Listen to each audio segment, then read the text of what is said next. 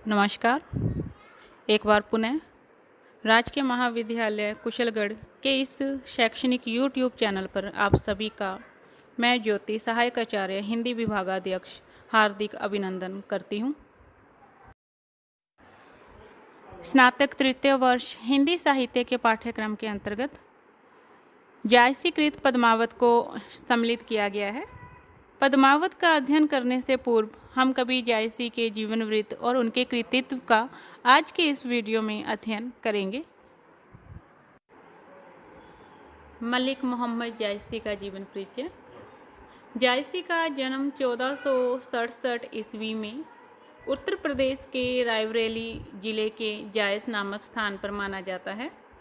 इनके पिता का नाम मलिक राजे अशरफ था। भक्ति काल की निर्गुण प्रेमाश्रयी धारा, दूसरे शब्दों में सूफी काव्य धारा के प्रवर्तक कवि माना जाता है। वे अत्यंत उच्च कोटि के सरल और उदार सूफी महात्मा थे। जायसी मलिक वंश के थे। मिस्र में सेनापति या प्रधानमंत्री को मलिक कहते थे। दिल्ली सल्तनत में खिलजी वंश राज्यकाल में अलाउद्दीन खिलजी ने अपने चाचा को मरवाने के लिए बहुत से मलिकों को नियुक्त किया था, जिसके कारण यह नाम उस काल में काफ़ी प्रचलित हो गया था। ईरान में मलिक जमींदार को कहा जाता था। वह इनके पूर्वज वहाँ के निकलाम प्रांत से आए थे और वहीं से उनके पूर्वजों की पदवी मलिक थी। मलिक मोहम्मद जायसी के वंशज अशरफ खानदान के चेले थे और मलिक कहलाते थे। फिरोज शाह तुगलक के अनुसार 12,000 सेना के रिसालदार को मलिक कहा जाता था। जायसी ने शेख बुरहान और शेख बुरहान और सैयद अशरफ को अपने गुरुओं के रूप में उल्लेख किया है अपनी रचनाओं में। उनका कहना था कि सैयद अशरफ, जो एक प्रिय संत थे मेरे लिए, उज्ज्वल पंथ के प्रदर्शक बने और उन्होंने प्रेम का दीपक जलाकर मेरा हृदय निर्मल कर दिया था। जायसी कुरूप व काने थे। एक मान्यता के अनुसार वे जन्म से ही ऐसे थे, किंतु अधिकतर लोगों का मत है कि शीतला रोग के कारण उनका शरीर विकृत हो गया था। अपने काने होने का उल्लेख जायसी ने स्वयं ही इस प्रकार किया है: एक नयन कवि मोहम्मद गुणी। अब उनकी दाहिनी या बाईं कौन सी आँख नहीं थी, इस बारे में उन्हीं के इस दोहे का संदर्भ लिया जा सकता है: मुहम्मद बाईं दिसी तजा, एक श्रवण एक आँखी। इसके अनुसार यह भी प्रतीति होती है कि उन्हें बाएं कान से भी उन्हें कम सुनाई पड़ता था। जायस में एक कथा सुनने को मिलती है कि जायसी एक बार जब शेर शाह के दरबार में गए थे तो वह इन्हें देखकर हंस पड़ा।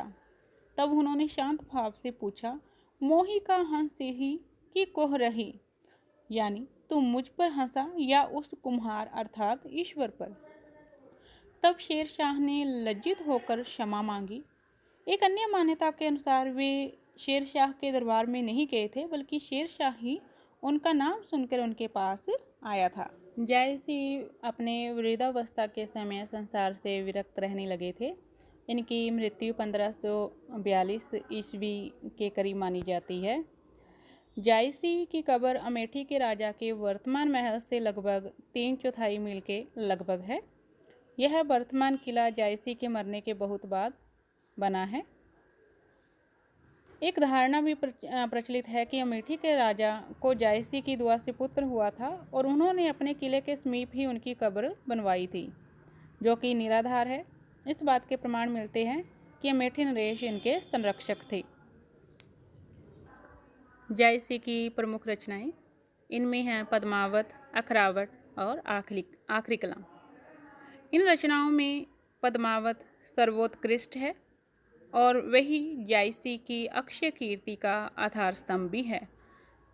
आचार्य रामचंद्र शुक्ल के अनुसार पद्मावत का प्रारंभ 1520 ईस्वी में हुआ था और इसकी समाप्ति लगभग 1540 ईस्वी में हुई थी। इन रचनाओं का संक्षिप्त परिचय: जायसी ने पद्मावत में चित्तौड़ के राजा रतन सेन और सिंगल द्वीप की राजकुमारी पद्मावती की प्रेम कथा का अत्यंत मार्मिक वर्णन किया है। एक और इतिहास और कल्पना के सुंदर संयोग से यह एक उत्कृष्ट प्रेम गाथा है और दूसरी ओर इसमें आध्यात्मिक प्रेम की भी अत्यंत भावमयी अभिव्यंजना है। इनकी द्वितीय रचना अखरावट में वर्णमाला के एक एक अक्षर को लेकर दर्शन एवं सिद्धांत संबंधी बातें चौपाइयों में कही गई हैं।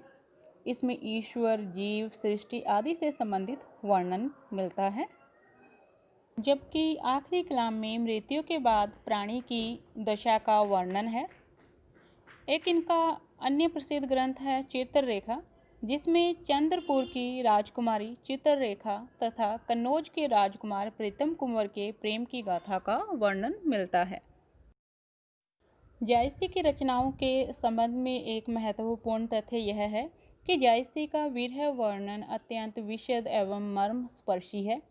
षड ऋतु वर्णन और 12 मासा जायसी के संयोग एवं विरह वर्णन के अत्यंत मार्मिक स्थल है। जायसी रहस्यवादी कवि हैं और इनके रहस्यवाद की सबसे बड़ी विशेषता उसकी प्रेम मूलक भावना है।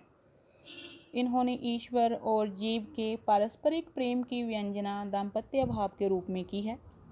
रतन सेन जीव है तथा पद्मावती परमात्मा। यह सूफी पद्धति है। पद्मावत में पुरुष वह स्त्री की खोज में निकलता है। जायसी ने इस प्रेम की अनुभूति की व्यंजना रूपक के आवरण में की है। इन्होंने साधनात्मक रहस्यवाद का चित्रण भी किया है, जिसकी प्रधानता कबीर में दिखाई देती है। जायसी ने संपूर्ण प्रकृति में पद्मावती के सौंदर्य को देखा है। पद्मावती अर्थात ईश्वर के सौंदर्य को देखा है तथा प्रकृति की प्रत्येक वस्तु को उस परम सौंदर्य की प्राप्ति के लिए आतुर और प्रयत्नशील दिखाया है। यह प्रकृति का रहस्यवाद कहलाता है। जायसी की भांति कबीर में हमें यह भावात्मक प्रकृति मूलक रहस्यवाद देखने को नहीं मिलता। जायसी के काव्य की भाषा शैली, यह कह सकते हैं कि जायसी के काव्य का भाव पक्ष बहुत समृद्ध है, परंतु इनका कला पक्ष और भी अधिक श्रेष्ठ है। कला पक्ष के अंतर्गत भाषा, अलंकार, छंद आदि का महत्व है। भाषा की बात करें तो इनके काव्य की भाषा अवधी है।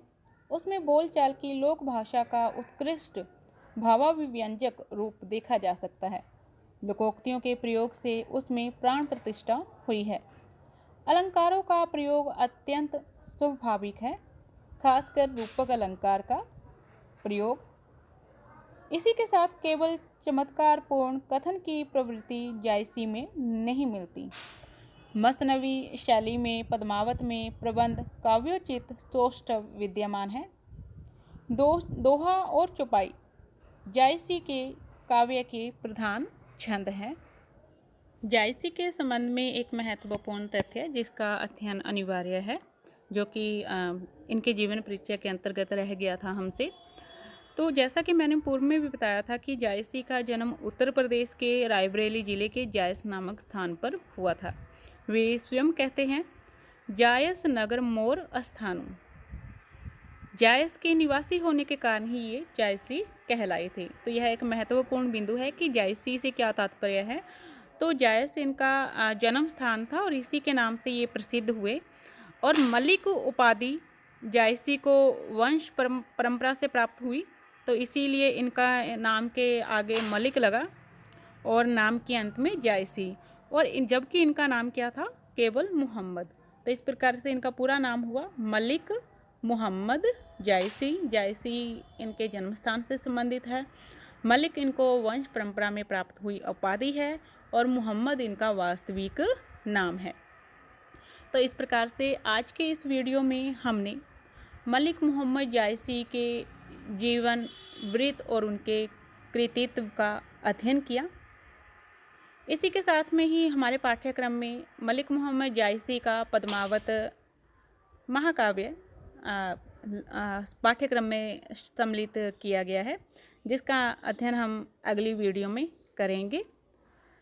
तो इसी के साथ में एक बात और थी कि पद्मावत में हमारे नक्षिक खंड को छोड़ दिया गया है और नक्षिक को छोड़कर शेष जो इसके अंदर खंड है वो हमारे पाठ्यक्रम में लगा है।